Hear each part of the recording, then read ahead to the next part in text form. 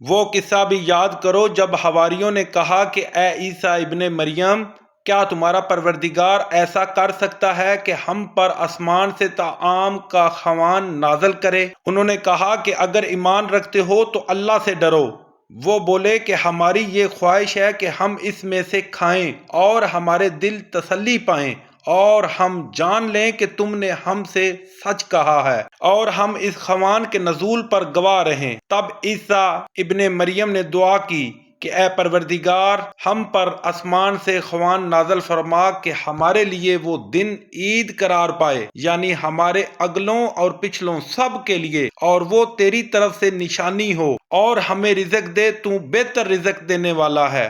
اللہ نے فرمایا، میں تم پر ضرور خوان نازل فرماؤں گا، لیکن جو اس کے بعد تم میں سے کفر کرے گا اسے ایسا عذاب دوں گا کہ اہل عالم میں کسی کو ایسا عذاب نہ دوں گا۔ اور اس وقت کو بھی یاد رکھو جب اللہ فرمائے گا کہ اے عیسیٰ ابن مریم، کیا تم نے لوگوں سے کہا تھا کہ اللہ کے سوا مجھے اور میری والدہ کو معبود مقرر کرو؟ وہ کہیں گے کہ تو پاک ہے، مجھے کب شیان تھا کہ میں ایسی بات کہتا جس کا مجھے کچھ حق نہیں۔ اگر میں نے ایسا کہا ہوگا تو تجھ کو معلوم ہوگا، کیونکہ جو بات میرے دل میں ہے تو اسے جانتا ہے، اور جو تیرے ضمیر میں ہے اسے میں نہیں جانتا۔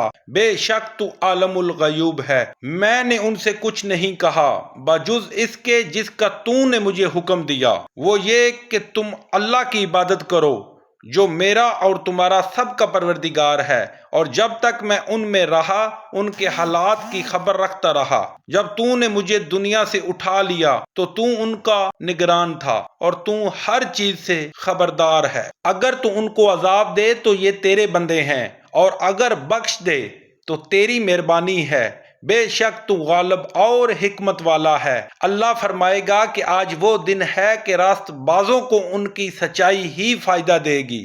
ان کے لیے باغ ہیں جن کے نیچے نہریں بہہ رہی ہیں، ابدال آباد ان میں بستے رہیں گے۔ اللہ ان سے خوش ہے اور وہ اللہ سے خوش ہیں۔